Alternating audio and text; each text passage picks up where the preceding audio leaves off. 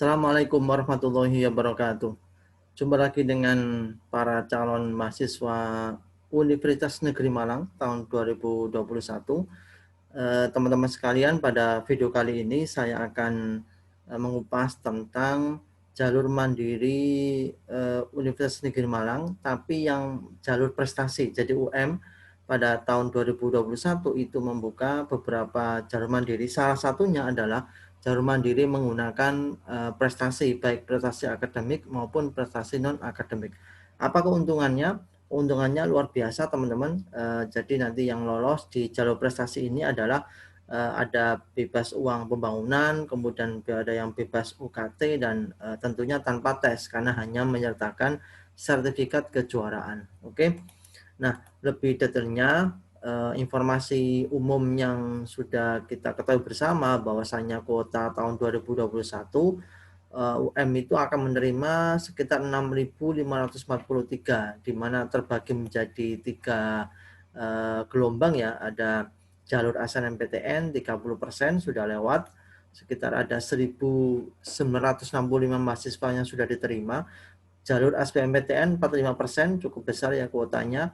Ini masih menunggu pengumuman tanggal 14 Juni, dan teman-teman semua sedang menunggu ini.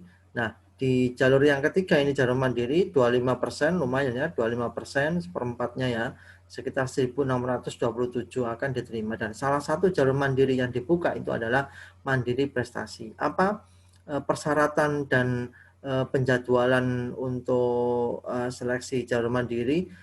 Saya akan sampaikan detailnya ada di dokumen ini. Nah, ini dokumen yang dirilis resmi oleh Rektor Universitas Negeri Malang untuk jalur mandiri. Jadi ini adalah penerimaan mahasiswa baru program Diploma 3 atau D3 dan Sarjana atau S1 seleksi mandiri jalur prestasi Universitas Negeri Malang tahun akademik 2021-2022. Nah, di sini ada persyaratan. Jadi ada 2 kategori ya, bisa memilih D3 atau memilih S1. Untuk yang D3 ada 3 persyaratan. Pertama, lulusan SMA, MA, SMK, MAK tahun 2021 tahun ini ya. Kemudian siswa yang bersangkutan peringkat 1, 2, 3 tingkat SMA, baik itu peminatan IPA, IPS atau bahasa, atau peringkat 1, 2, 3 di program keahlian SMK atau MAK. Jadi syaratnya untuk D3 itu adalah peringkat 3 besar di kelas masing-masing. Kemudian siswa itu bisa juga merupakan memiliki prestasi non-akademik tapi dibatasi untuk peringkat 1, 2, dan 3 atau juara 1, 2, dan 3.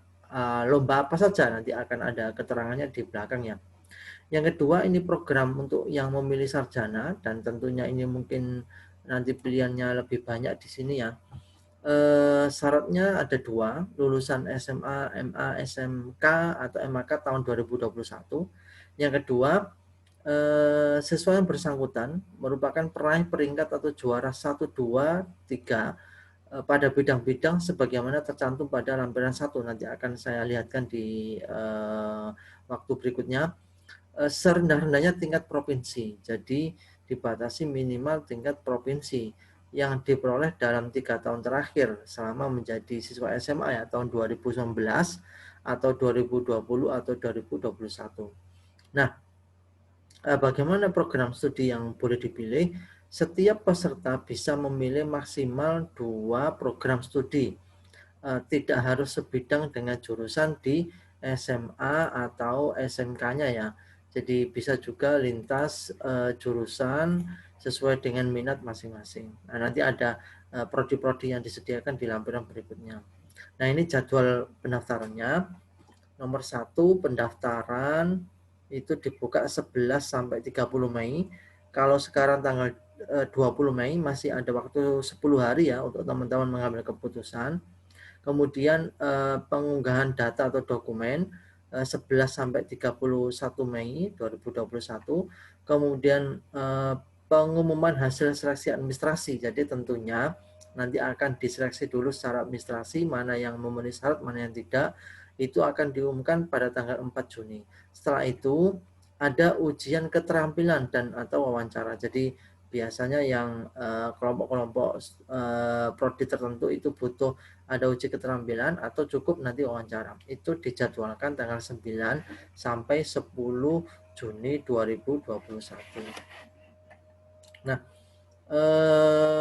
nanti pengumuman seleksinya itu tanggal 15 Juni, satu hari setelah pengumuman UTBK. Tanggal 14 Juni kan UTBK diumumkan, nah ini diumumkan tanggal 15 Juni 2021.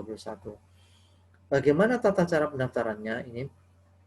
Pendaftaran mahasiswa baru seleksi mandiri prestasi UM dilakukan secara online dengan ketentuan sebagai berikut. Satu, yang pertama, calon peserta membuat akun untuk memperoleh kode pembayaran pada laman seleksi.um.ac.id/app. Nah, ini teman-teman nanti bisa klik, kemudian mengisi atau membuat akun untuk memperoleh kode pembayaran. Yang kedua, calon peserta membayar biaya pendaftaran seleksi mandiri prestasi UM yaitu sebesar 200.000 melalui bank bisa BRI, bisa BNI, bisa PTN, Mandiri, CMIB, Niaga, Bank Jatim yang online di seluruh Indonesia sesuai dengan kode pembayaran. Yang ketiga, setelah melakukan pembayaran, calon peserta akan menerima bukti pembayaran. Setelah itu, peserta melanjutkan proses pendaftaran online melalui laman seleksi.um.ac.id/app dengan mengunggah dan melengkapi semua persyaratan dokumen sebagai berikut. Jadi teman-teman nanti dibutuhkan untuk upload dokumennya. Yang pertama, apa saja dokumennya? Yang pertama, scan ijazah atau surat keterangan lulus SKL. Yang kedua, file pas foto berwarna yang terbaru standar untuk ijazah dengan wajah menghadap ke depan ukuran 4x6.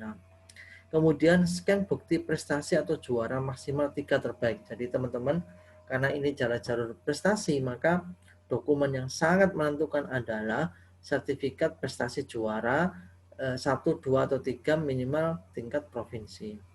Yang keempat, scan nilai rapot semester 1 sampai 5 dan surat keterangan berprestasi dari kepala sekolah.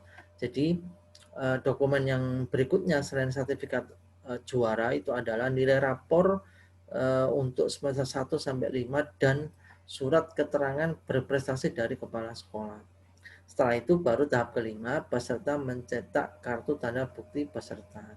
Nah, bagaimana proses seleksinya? Jadi proses seleksi yang pertama meliputi penilaian portofolio, verifikasi terhadap bukti-bukti prestasi yang tadi diunggah ya, serta uji keterampilan atau wawancara. Nah, uji keterampilan dan atau wawancara hanya diikuti oleh peserta yang lolos seleksi administrasi. Jadi dari tahap nomor 1 nanti akan diumumkan siapa yang lolos administrasi, baru yang lolos uji administrasi, baru ada uji keterampilan atau wawancara.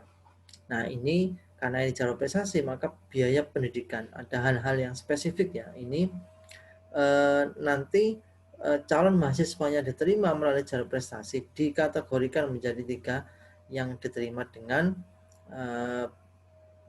hak-hak berikut ini. Yang pertama, pembebasan SPSA.